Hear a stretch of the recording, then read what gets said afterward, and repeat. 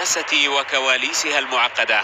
وبغض النظر عن قرارات سياسية أحسن بان كيمون الأمين العام للأمم المتحدة أم لم يحسن إطلاقها، الأمر الأكيد أن ما خرج من بين يدي هذا الرجل سياسيا تكفلت به قدمه رياضيا، فأعطى شارة الإطلاق لمباراة الريال وليفانتي كالعضو الشرفي رقم 1000 للنادي الملكي.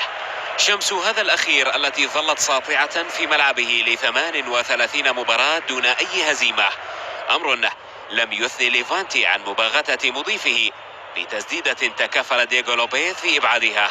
رد الريال جاء هزيلا، وفي غياب أوزيل دي ماريا وكريستيانو هكذا تكون الصورة. هذه الصورة أصبحت قاتمة بهدف ميتشيل هيريرو أمام الحسرة على تاريخ قطعت أوصاله ليأتي الإذن بإطلاق صاروخ ماديرا بحضور الأمم المتحدة.